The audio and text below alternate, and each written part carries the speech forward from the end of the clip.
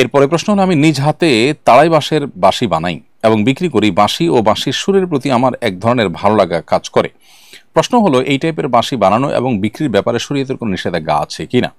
প্রিয় দর্শক, সূরা লোকমানের 6 নম্বর আয়াতে আল্লাহ রাব্বুল আলামিন লাহওয়াল হাদিস ক্রয় বিক্রয় করতে নিষেধ করেছেন। এই যে লাহওয়াল হাদিসের কেনা বেচার ব্যাপারে নিষেধাজ্ঞা এসেছে, এখানে লাহওয়াল হাদিস বলতে গান, নিষিদ্ধ গান এবং বাদ্যযন্ত্রের কথা বলা হয়েছে। বিষয়টি আব্দুল্লাহ ইবনে আব্বাস রাদিয়াল্লাহু তাআলা সহ বিশ্ববিখ্যাত মুফাসসির যারা আছেন, নবী সাল্লাল্লাহু আলাইহি সাল্লাম থেকে সার্টিফিকেট প্রাপ্ত যে সমস্ত মুফাসসিরগণ আছেন তাদের তাফসীর এটি। আব্দুল্লাহ ইবনে আব্বাস রাদিয়াল্লাহু তাআলা সহ অন্যান্য মুফাসসিরদের তাফসীরের কথা, আব্দুল মাসউদ রাদিয়াল্লাহু তাআলা সহ তাফসীরের কথা ইবনে কাসির সহ অন্যান্য তাফসীর গ্রন্থগুলোতে উল্লেখ করা হয়েছে। এবং বিশ্বের প্রায় সব আহলে সুন্নাত জামাতের উলামা ইকরাম একমত যে বাদ্যযন্ত্রের ব্যবহার করা হারাম, এবং যে সমস্ত গানের মধ্যে অশ্লীলতা আছে, যে সমস্ত গানের মধ্যে হারামের প্রতি আহ্বান আছে, সে সমস্ত গান খালি গলায় বলাও হারাম। এমনিতে গানের কথার মধ্যে খারাপ কিছু না থাকলে সেটি খালি গলায় গাওয়াতে কোনো অসুবিধা নেই।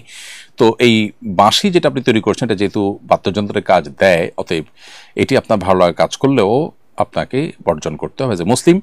এবং অনেক কিছু আমাদের কাছে ভালো লাগে যেটা আমাদের জন্য আসলে ক্ষতির কারণ হয়। ঠিক ছোট শিশুর মতো তার কাছে অনেক কিছু ভালো লাগে, আগুন লাল জ্বলছে হয়তো মোমবাতির মাথা, সেটাও তার কাছে কিন্তু ভালো লাগে, ধরতে ইচ্ছা করে, কিন্তু তার জন্য সেটি ক্ষতিকর বটে।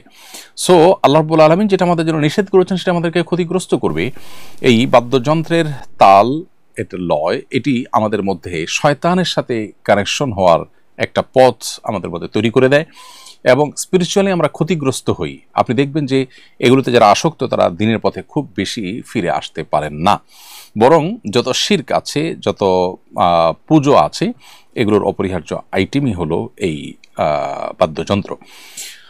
অতএব একজন মুসলিম এগুলো থেকে অবশ্যই বেঁচে থাকতে হবে এবং তার ঈমানের বিষয়টি যে আল্লাহ যা আমাদের হারাম করেছেন সেটা থেকে আমাদেরকে দূরে থাকতে হবে।